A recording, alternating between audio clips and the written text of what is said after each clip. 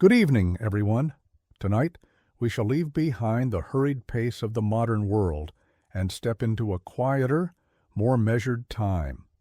Imagine, if you will, the gentle hum of an English village in the early 20th century, where the hedgerows are thick with scent, and the greatest drama often unfolds behind the carefully drawn curtains of respectability.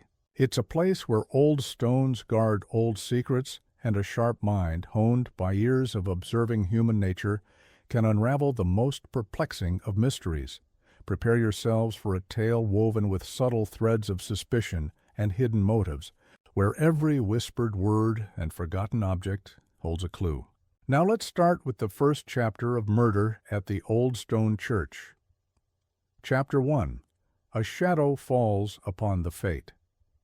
The village of Applecross was, to the casual observer, a picture of idyllic English charm, tucked away in a fold of rolling hills. Its cottages boasted thatched roofs and rambling rose bushes, and its narrow lanes wound lazily past a duck pond and a small, bustling post office. Miss Jane Marple, visiting her dear friend Mrs. Polliver for the annual summer fete, found herself charmed as always by its tranquil beauty, a stark contrast to the occasional disquieting undercurrents she had come to perceive in such seemingly peaceful locales.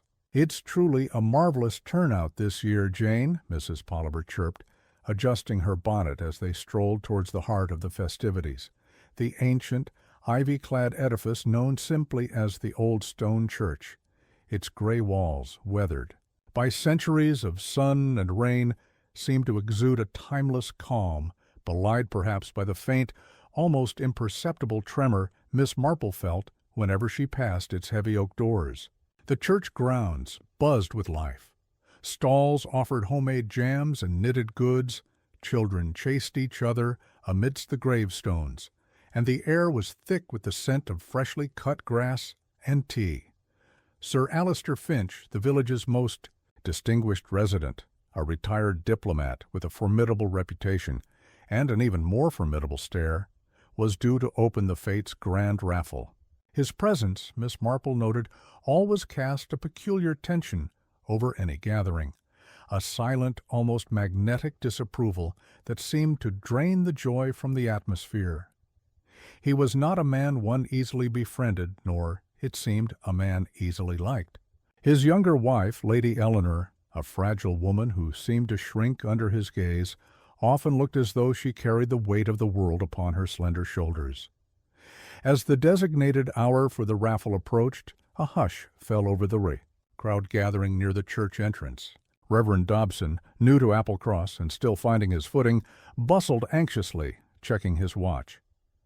"Sir Alister should be here," he murmured, a bead of perspiration trickling down his temple. He was just in the vestry, arranging the prizes. A few minutes passed, stretching into an uncomfortable silence. The gentle chatter of the fete seemed to recede, replaced by a growing murmur of anticipation and slight annoyance. Sir Alister was known for his punctuality, or rather his insistence on everyone else's. To be late himself was uncharacteristic. Reverend Dobson, growing visibly flustered, decided to investigate. I'll just pop in and see if he's quite ready," he announced, his voice a little too loud, before disappearing into the cool, shadowed interior of the church. The crowd waited, a collective breath held. Miss Marple, meanwhile, observed the faces around her. A flicker of impatience on Mr. Hemingway, the local land developer whom Sir Alister had publicly opposed on the new village hall project. A subtle, almost imperceptible tightening around the lips of Agnes Thorne, the Finch's long-serving housekeeper, who stood stiffly by the entrance. Lady Eleanor, clutching her handbag, seemed to sway slightly, her eyes wide with an emotion Miss Marple couldn't quite place. Fear, perhaps, or a profound weariness. Then a sound, not a cry but a choked gasp, followed by a clatter. It echoed unnaturally from within the ancient stones. A moment later, Reverend Dobson reappeared at the church doorway, his face ashen, his eyes wide with a horror that chilled the festive air. He tried to speak, but only a strangled croak emerged. He pointed a trembling finger back into the dimness of the church's nave. he's... Oh, dear Lord, he's dead. The words hung in the air, shattering the villages. Peace like breaking glass. A collective gasp rose from the crowd, a wave of shock rippling through the fate. Miss Marple felt a familiar prickle of unease. The tranquil surface of Applecross had been violently broken. She looked at the old stone church, its ancient walls now seeming to guard not just history, but a terrible, freshly made secret. A faint, almost imperceptible scent, something sweet yet cloying, seemed to drift out from the church's doorway. It was not the smell of candles or old wood, but something far more unsettling. Chapter 2. The Inspector Arrives. The immediate aftermath of Reverend Dobson's discovery was a maelstrom of shock and confusion. Mrs. Polliver, clutching Miss Marple's arm, whispered, "Who could possibly, in the church, Jane? It's simply unthinkable. Indeed, the notion of murder in such a hallowed place was an affront to the sensibilities of Applecross, a stain on its carefully preserved veneer of respectability." Soon, the local constable, Sergeant Davies, arrived, his young face pale and uncertain. He quickly secured the church, ushering out the stunned villagers and setting up a makeshift cordon. Miss Marple, however, had already taken in a good deal. From her vantage point, just outside the open doors, Sir Alister lay sprawled near the altar, a silver letter opener. No doubt one of his own, Miss Marple thought. He was particular about such things. Protruding starkly from his back, a small ornate prayer book had fallen from his hand, lying open on the stone floor, and, crucially, a single muddy footprint, distinct despite the chaos, marred the ancient flagstones just a few feet from the body. It was an odd detail given the fine weather and the general dryness of the church interior. Within the hour, Inspector Craddock from Scotland Yard, a man Miss Marple had encountered on previous occasions and for whom she held a quiet respect, arrived. He was a methodical man with sharp eyes that missed little. His initial questions were brisk and direct, cutting through the villagers' hushed whispers and nervous platitudes. "No one saw anything, Inspector?" Craddock's voice was calm, but there was an edge of frustration. Reverend Dobson, still visibly shaken, recounted his discovery. I went in to fetch Sir Alister for the raffle. I called his name, but there was no reply. I saw him there, near the altar. It was dreadful." He wrung his hands. "I heard a faint clatter before I entered, just a moment before. Perhaps something falling?" Lady Eleanor Finch, now attended by the village doctor, Dr. Eleanors. Reed was in a state of near collapse, her delicate frame trembling uncontrollably. "He was always so particular," she sobbed, her voice barely audible. "So precise." She could offer no insight, only her profound grief, or perhaps, Miss Marple mused, profound relief. It was difficult to tell with Lady Eleanor. Her emotions were always so carefully veiled. Mr. Hemingway, the land developer, spoke with a forced air of regret. "A terrible business, Inspector. Though Sir Alister and I had our differences, I certainly wouldn't wish this upon him." He reiterated his alibi, a meeting with a supplier across the village, though his timing seemed a little too exact, a shade too perfect. Agnes Thorne, the housekeeper, was a pillar of stoic grief, her loyalty to the Finch household despite Sir Alister's notorious temperament was well known. "He was a hard man," she stated, her voice flat, "but he was my employer. I served him for 30 years. She insisted she had been at the jam stall, purchasing preserves for the manor. I saw no one enter or leave the church suspiciously, Inspector." Yet Miss Marple noticed a peculiar tightness around the housekeeper's mouth, a nuance of emotion that went beyond simple sorrow. Miss Marple, observing from a discreet distance, listened intently to every statement. The muddy footprint continued. To puzzle her, the church floor was stone, not prone to holding such a mark.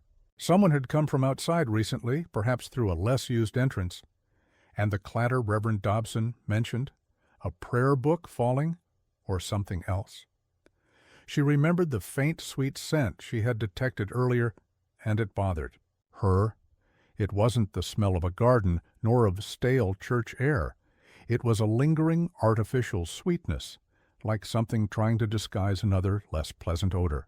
She also noted an unlit candle on a side altar, though it was a bright summer afternoon, an oversight or a deliberate touch, perhaps by someone who had been there at a different time.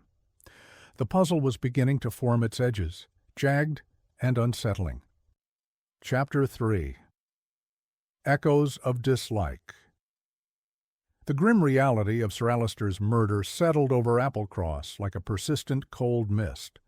The fete, of course, was immediately abandoned, its colorful stalls now looking forlorn and out of place.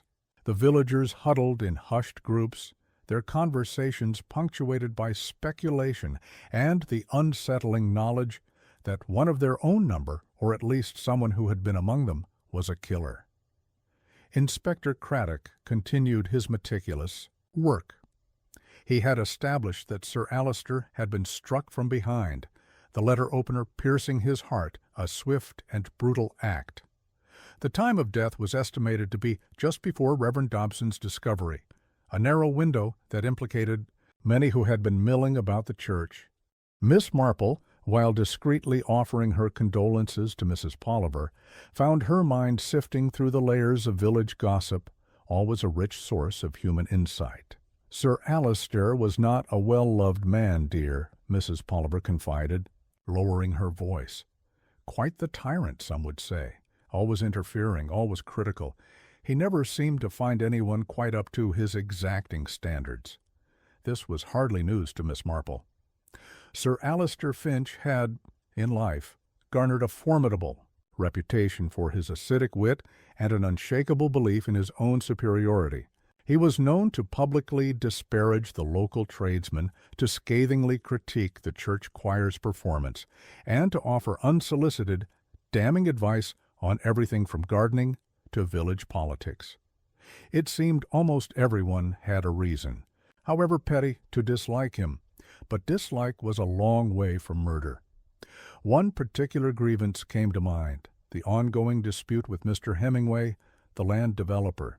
Sir Alister had vehemently opposed Hemingway's plans to build a small housing estate on the edge of the village, citing historical preservation and the loss of rural character.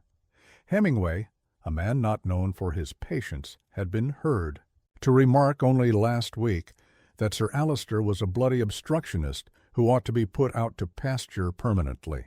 A strong statement, but mere bluster? Then there was Reverend Dobson. Though new to the village, he had already had a rather public disagreement with Sir Alister over the church's dwindling renovation fund. Sir Alister, a major benefactor, had, according to Mrs. Polliver, accused the earnest young vicar of financial mismanagement and a lack of proper deference. Sir Alister implied the Reverend was feathering his own nest, Jane, if you can believe it. Of course, it's quite untrue. The Reverend's agitation at the murder scene now took on a different hue in Miss Marple's mind. Was it merely shock, or was there something more personal in his distress? Even Dr. Eleanor Reed, the young, ambitious village physician, had not escaped Sir Alister's sharp tongue.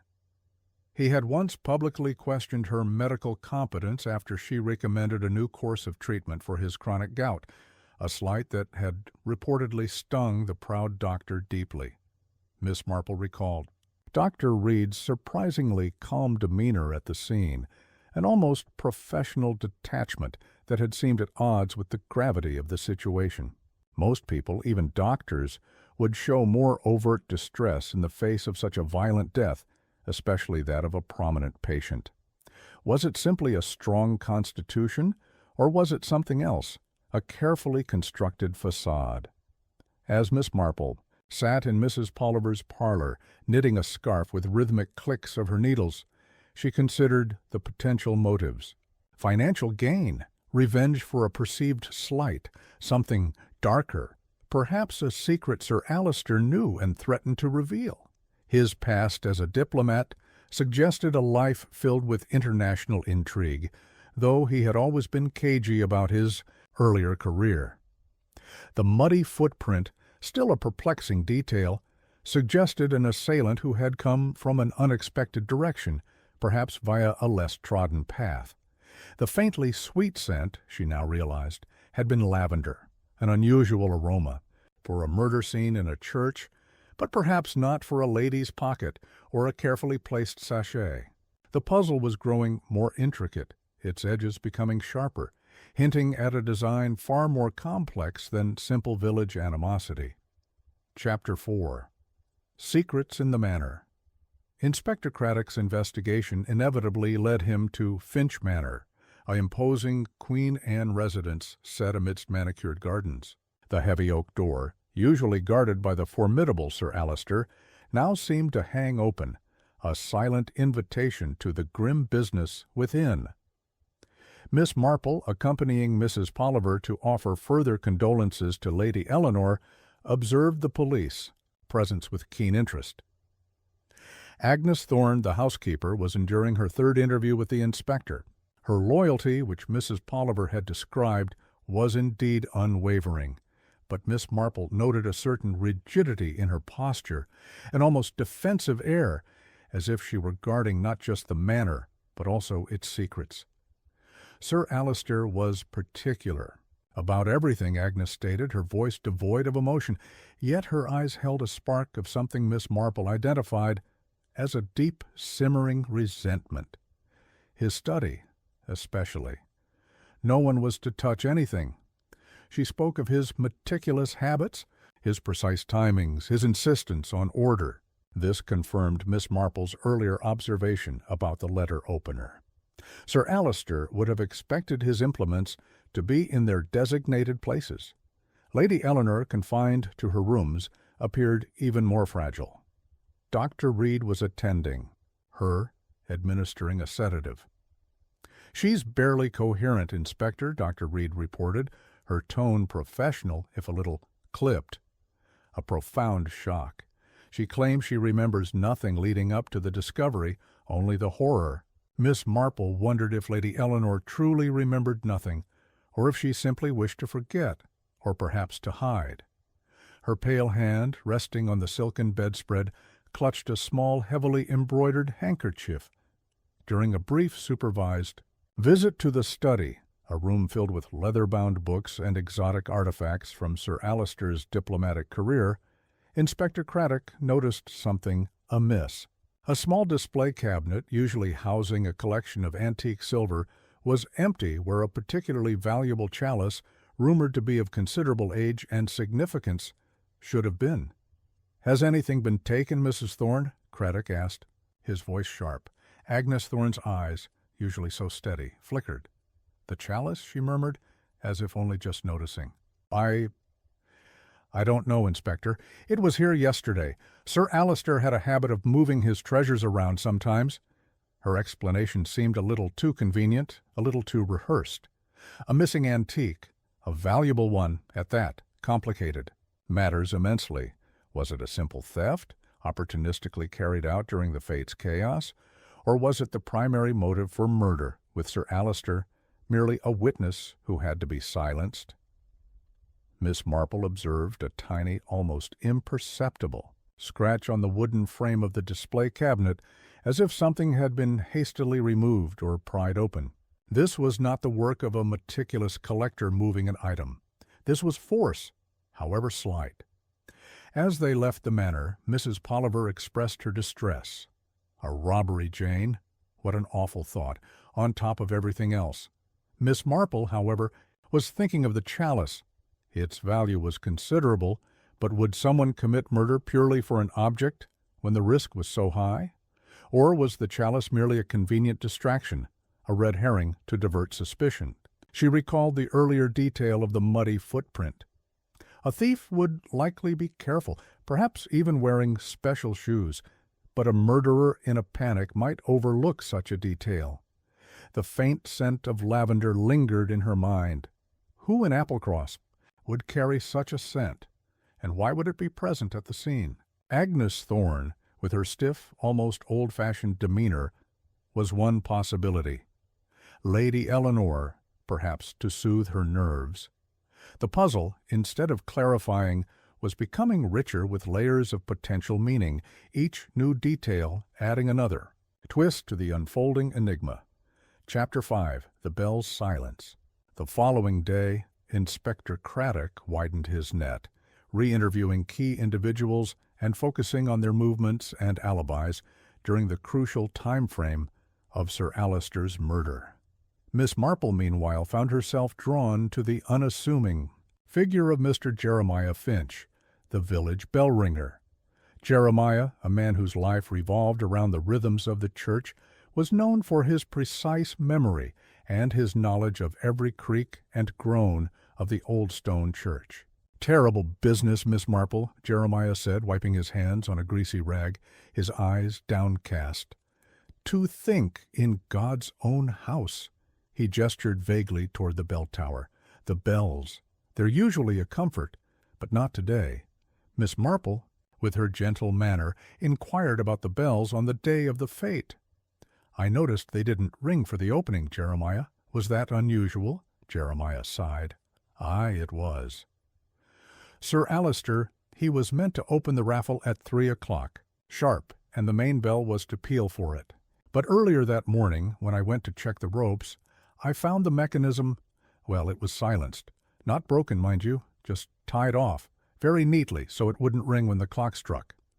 I untied it, of course, but it was just before the fete began, and by then the Reverend decided it was too late to ring it out.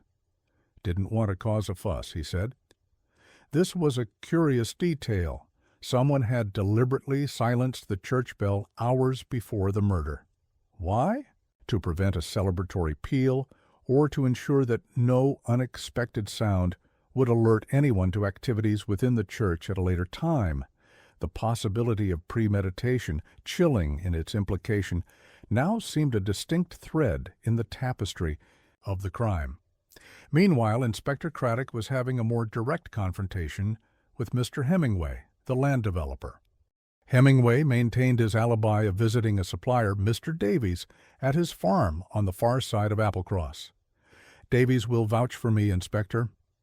I was there from 2:45 until well after the event."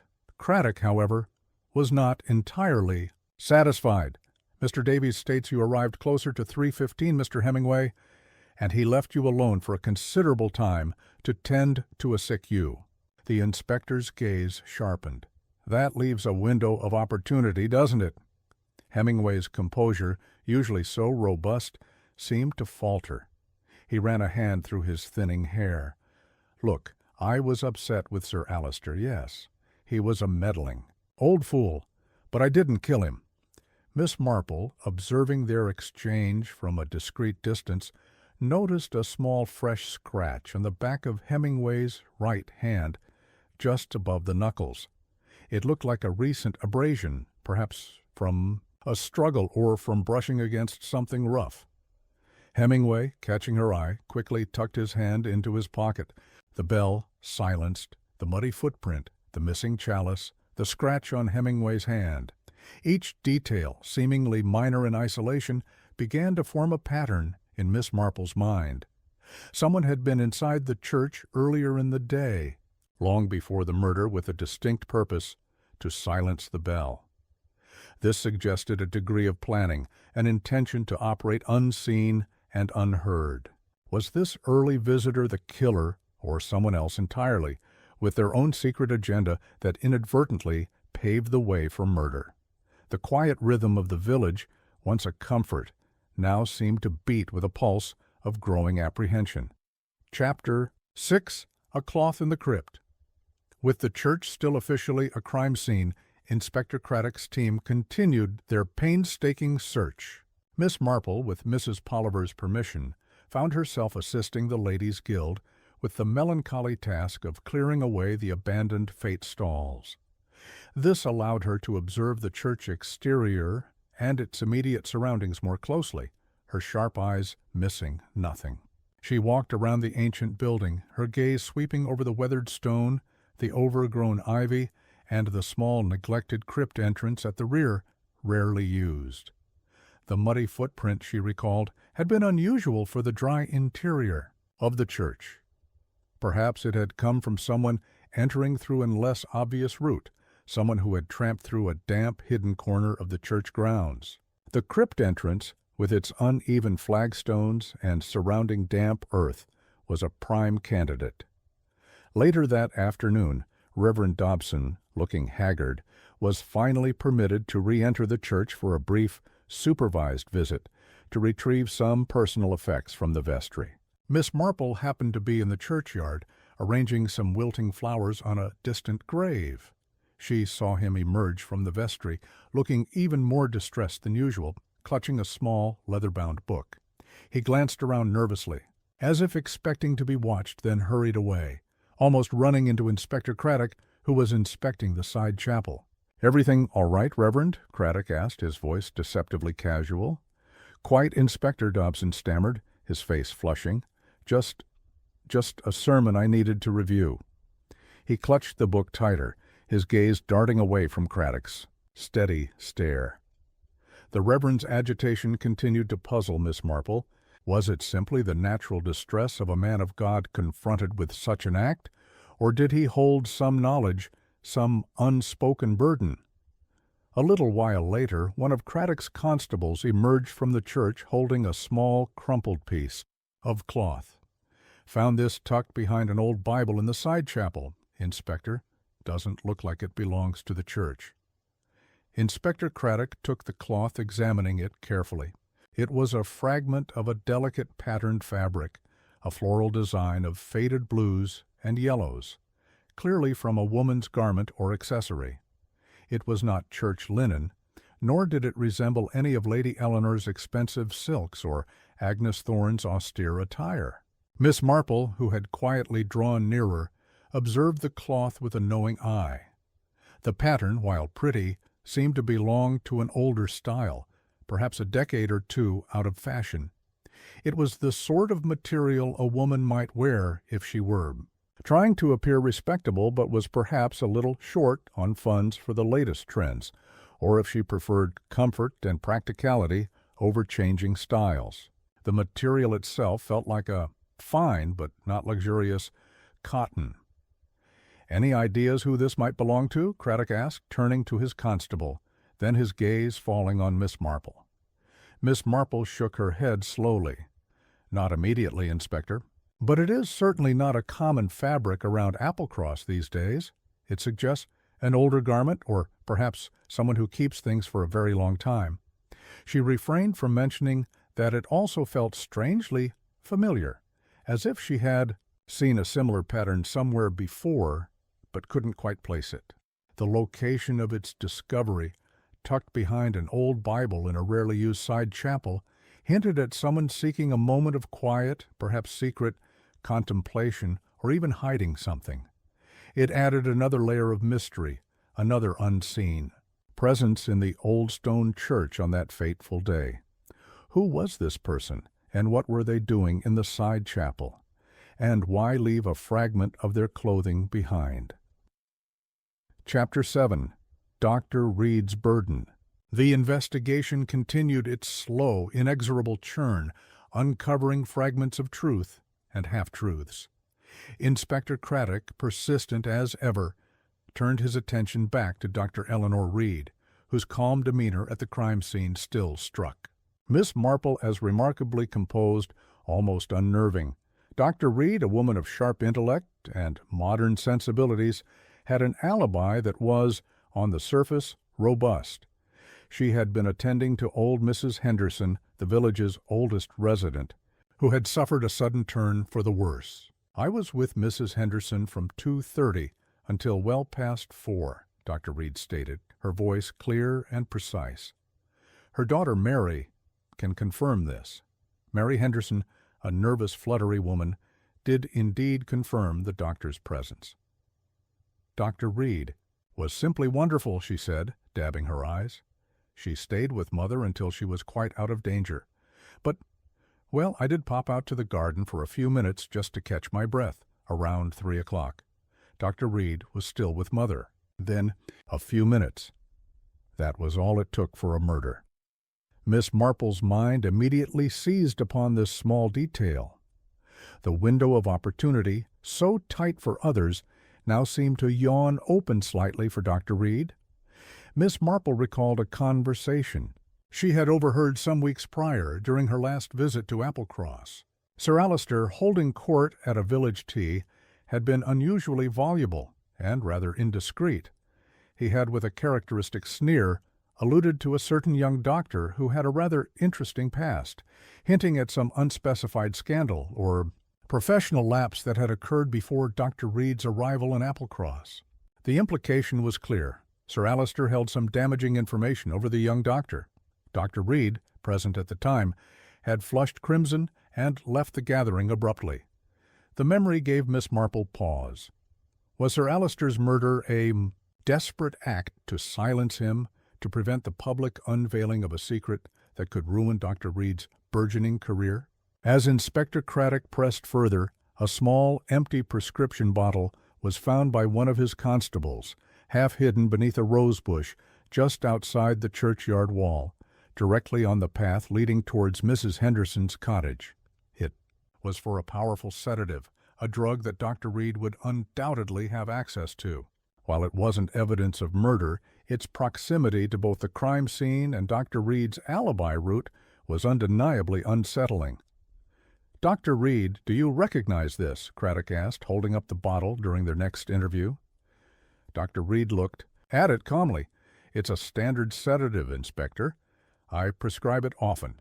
But it's not mine. I would never dispose of a bottle so carelessly." Her eyes, however, held a flicker of something, a momentary loss of her usual composure, as if the bottle touched upon a nerve. "Perhaps one of my patients dropped it." Miss Marple observed Dr. Reed's hands.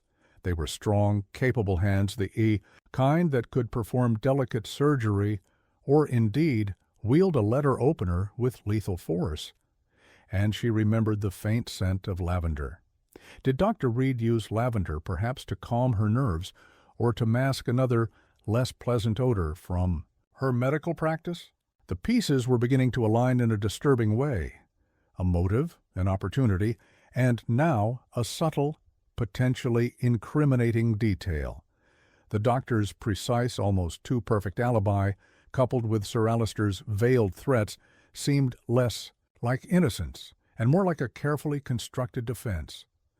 The shadows were deepening around Dr. Reed, and Miss Marple felt a growing unease about the true nature of her involvement. Chapter 8. The Chalice and the Footprint. The Subtle Details. Miss Marple had noted were now coalescing, forming a nascent, disturbing image in her mind.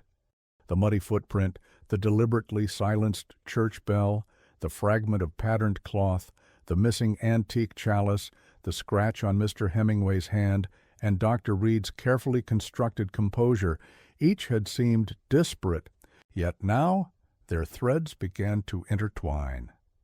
The muddy footprint, Miss Marple mused, was critical. It implied entry from a less used, probably damp, part of the church grounds. She walked the perimeter again, finding the ground near the crypt.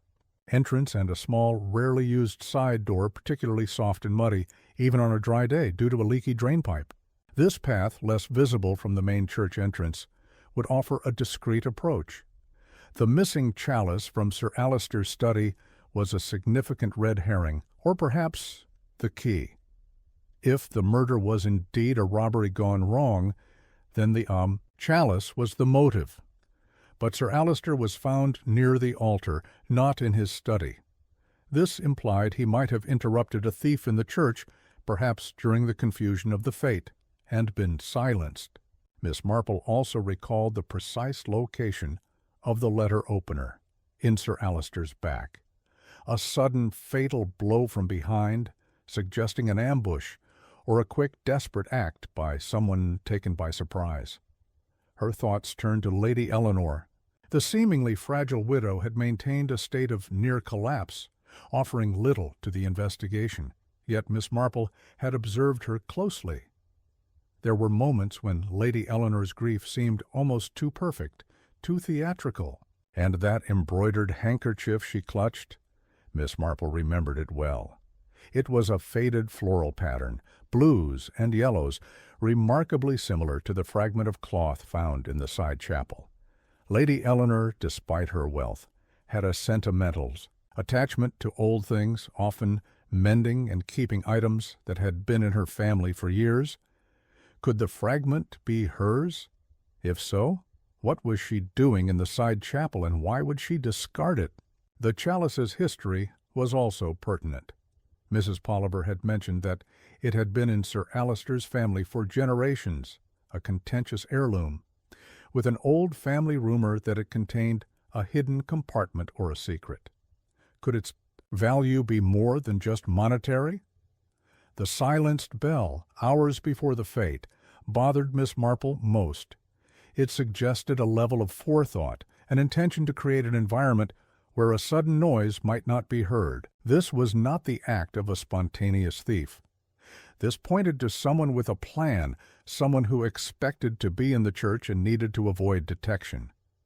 The scratch on Mr. Hemingway's hand could be from many things, but if he had struggled with Sir Alister, perhaps after being interrupted during the theft of the chalice in the church, it would fit. But why would Hemingway steal a chalice? His motive had seemed to be land development, not petty theft. Unless, Miss Marple mused, the chalice was not simply an antique, but something that held a different kind of value for Hemingway. And then there was Dr. Reed's calm. Miss Marple remembered Sir Alister's taunts about the doctor's past. A powerful secret, the kind that could ruin a career.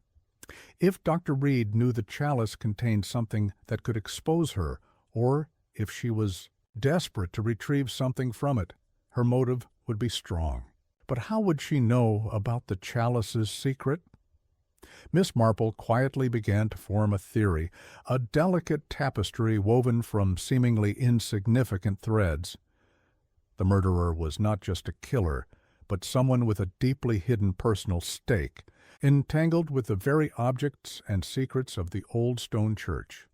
The faint scent of lavender, she now suspected, was not merely a personal preference, but something used with deliberate intent. All the pieces were there, scattered like shards of broken glass. Now it was time to put them together.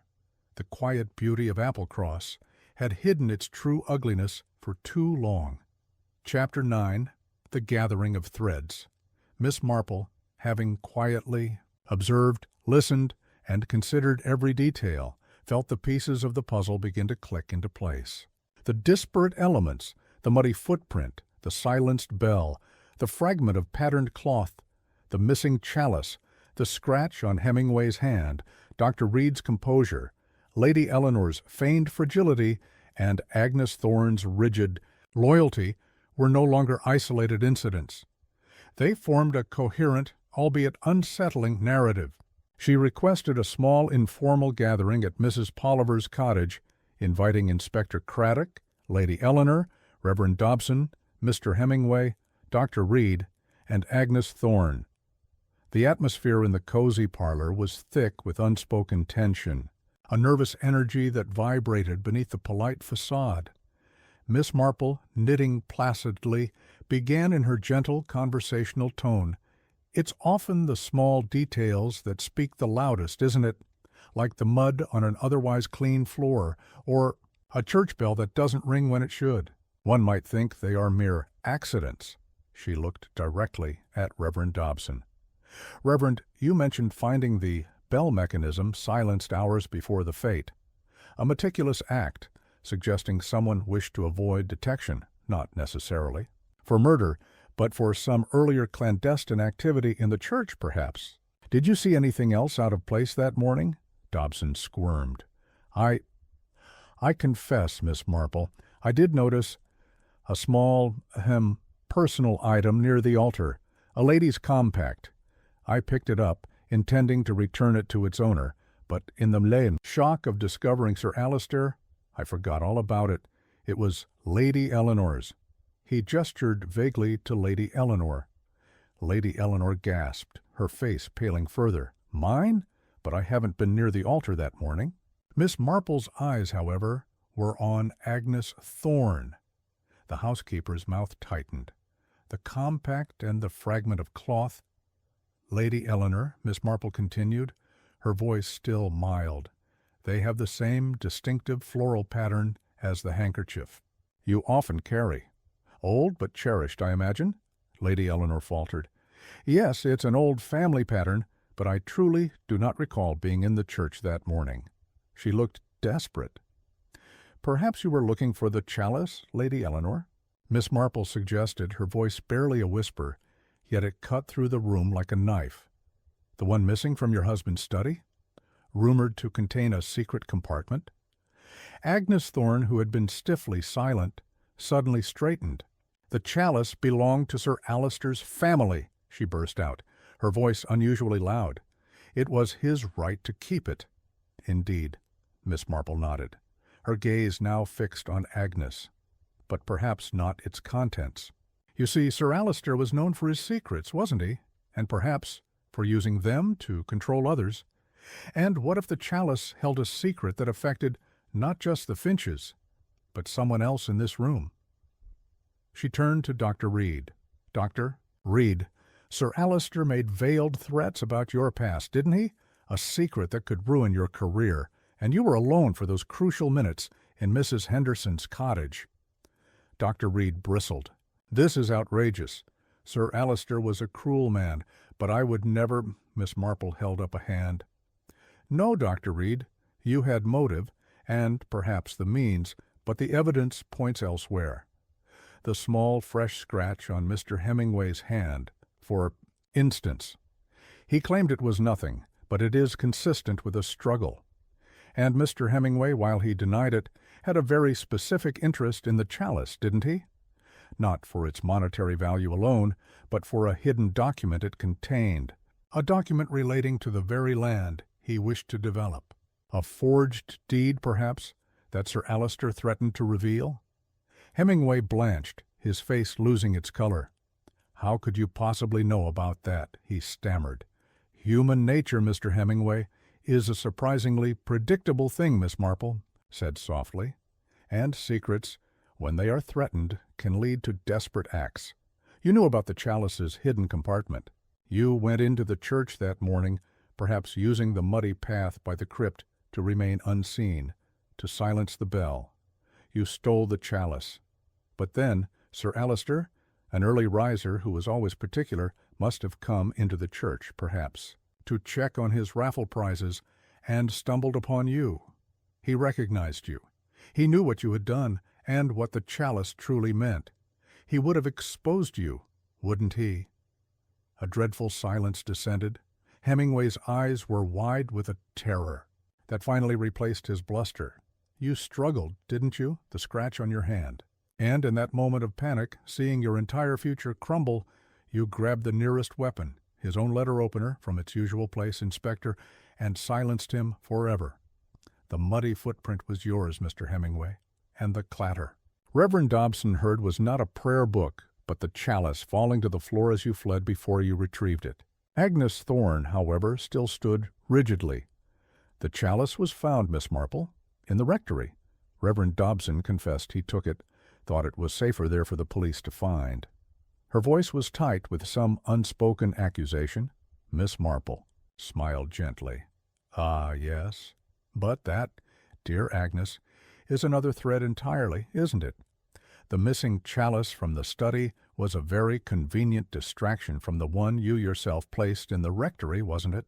You saw Hemingway flee, perhaps, and took the opportunity to plant another chalice, one that contained a completely different secret, one pertaining to Lady Eleanor's true inheritance or lack thereof, a secret Sir Alister had been holding over his wife for years, and which you, out of your loyalty, sought to finally reveal. Agnes Thorne gasped, a single tear tracing a path down her stern cheek. The room held its breath, waiting for the final unraveling. Chapter 10. The Quiet Revelation. A collective gasp filled Mrs. Polliver's parlor as Agnes Thorne's rigid composure finally shattered.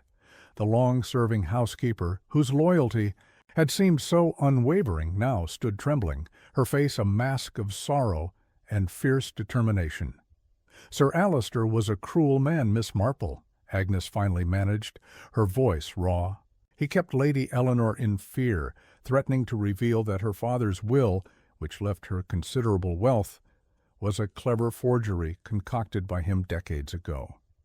He married her for the prestige, then held her inheritance hostage with that dreadful document hidden in a duplicate chalice he kept as insurance. He controlled her life, her very spirit. I could not bear to see her suffer any more." Miss Marple nodded gently. "So you knew about Mr. Hemingway's plan to steal the other chalice, the one with the land deed, that morning. You waited, Agnes, knowing Sir Alister would be in the church, and you saw Hemingway strike him down in a moment of panic. And then you saw your opportunity, didn't you? You didn't murder Sir Alister, but you found the other chalice, the one with Lady Eleanor's secret, in his vestry safe, and you placed it in the rectory, knowing it would be found, hoping it would expose Sir Alister's decades of deceit, even in death." Agnes Thorne broke down, tears streaming freely. "I only wanted justice for Lady Eleanor, to free her. I didn't know the other chalice was the one Mr. Hemingway was after. I only knew Sir Alister was dead, and finally her torment could end." She admitted to having seen Hemingway flee the church, clutching a different chalice, but had remained silent, her mind fixated on her own mission of quiet retribution for Lady Eleanor. Inspector Craddock, his face grim, nodded. "So, Hemingway, you stole the chalice containing the forged deed, and when Sir Alister discovered you, you murdered him to prevent your exposure? You then fled, dropping the chalice in your haste, only to retrieve it later and dispose of its contents." Mr. Hemingway, now utterly defeated, could only nod. His shoulders slumped. The scratch on his hand, the hastily conceived alibi, the very specific nature of his anger toward Sir Alister, all suddenly made a dreadful, undeniable sense. He had been so close to his ambition, and Sir Alister, even in death, had almost ruined him. The chalice with the forged deed was later found hidden in a hollow tree stump on Hemingway's property, empty. The scent of lavender, Miss Marple then revealed, had not belonged to any of the women. It was a sachet, I recall, that Sir Alister kept in his vest pocket. He was a rather fastidious man, despite his disagreeable nature. It was to mask the scent of his cigars, a habit Lady Eleanor disliked. When he fell, the sachet must have spilled, lending that peculiar sweet smell to the scene. Dr. Reed, it transpired, had been called to Mrs. Henderson earlier than expected, her alibi confirmed, though her secret remained her own. Sir Alister's threats had been about a former patient's misdiagnosis, a youthful error he had discovered through his diplomatic contacts. Her composure, Miss Marple mused, had been a defense mechanism, a doctor's professional detachment, but also a deep fear that her secret would finally be exposed. The quiet, seemingly idyllic village of Applecross had indeed held its secrets, woven into the very fabric of its ancient stones and the lives of its inhabitants.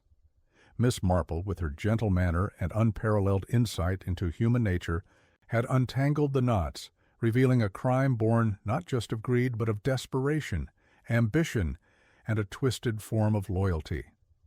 The old stone church, once a symbol of peace, now stood as a silent witness to the profound complexities of the human heart. "You see, dear Inspector," Miss Marple concluded, a faint smile touching her lips, "the village is much like a garden. Beautiful on the surface, but underneath there are always roots, tangled and sometimes quite poisonous, that you must dig up to truly understand what is growing there." And with that, the threads were all drawn together, the truth quietly laid bare. Thank you for joining us on this journey into the heart of Applecross. We hope you enjoyed Murder at the Old Stone Church, a Miss Marple mystery.